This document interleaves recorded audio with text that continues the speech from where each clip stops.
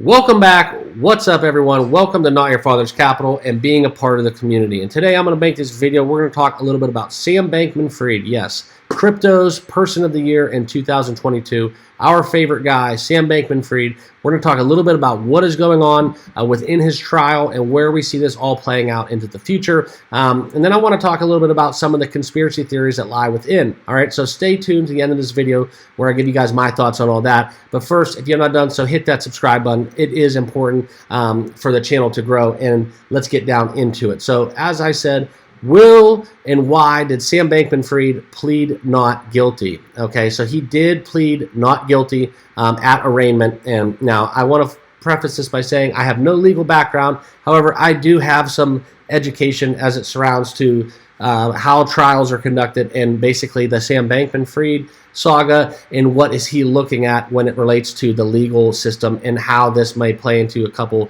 conspiracy theories when we look at who is all involved and intertwined into this multi-billion-dollar fallout. So the news broke yesterday that he would plead not guilty to charges involving conspiracy and wire fraud.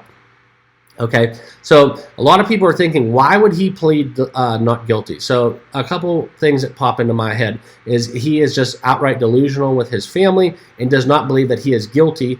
That's one. Two, he will have friends in high places that he is involved with that he owes money to, or that they are harboring his money, or they were involved with the political campaign. They will pull strings to finagle his way out of jail and into innocence.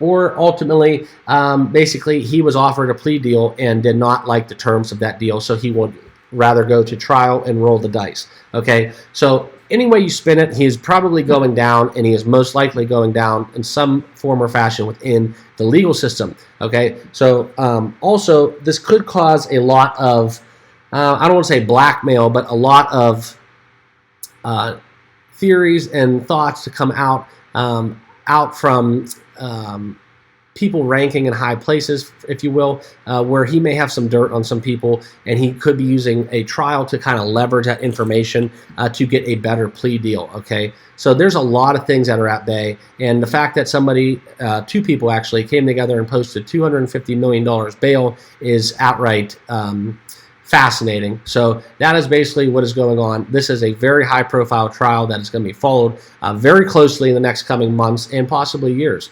However, during the discovery and trial processes, we're going to learn basically about everything and who his allies are, who he was in bed with, and everything will basically become public record. All right, so we're going to see a lot of people involved take deals because they are smaller fish that had less involvement, that basically the Justice Department is going to look to let them go and basically return for their testimony against Sam Bankman-Fried. Okay, now also I want to point out that I do not know exactly what went on, but I'm going to go on a limb and say that he is not the only one that is guilty in this regard. I do not believe this was a true work of one mastermind. However, he may have been responsible for it all. There is a lot of guilty parties that lie within FTX and Alameda Research. Okay, so that is what I want to talk about, and then we're going to talk a little bit about how the U.S. justice system is going to work for this, okay, because there are going to be a lot of high-ranking, powerful people in the United States and elsewhere that are going to have a lot of close relationships, such as with Gary Gensler, the SEC chair, okay? And despite these relationships, we have seen precedent where these relationships never really helped the defendant get any improper benefits or treatment as it relates to the trial proceedings. Okay, we saw it with the CEO of Enron, who was a tight ally with George W. Bush, and his friendship with George W. Bush did not really do him any justice in relating to the outcome of his trial. Okay, so when we talk about what is going on, I want to get into touch back upon those three topics of why he pleaded not guilty. Okay, there's the delusion factor where he believes he's innocent. Two is he did not like the plea deal. And three, basically, I think, and this is kind of like a my kind of off-the-record conspiracy is that I do think that he has a lot of dirt on people, and there's a lot more political, higher-ranking people that are involved with the FTX situation due to the donations that he made to the Biden campaign. I think that is most evident that there was a lot of people in bed in Washington with FTX and what he was doing, not necessarily knowing what he was doing, but there's a lot of people, I think, that were in high-ranking positions that made money from this whole FTX thing, and they were all part of the transactional process that SBF was doing illegally and basically as he was mismanaging all of the books. So that's what I want to talk about, because I do think when it comes to all this white-collar crime that there is a possibility that he does find some grace by the government and Justice Department bringing him on as part of an analyst or in some role in exchange for a prison sentence,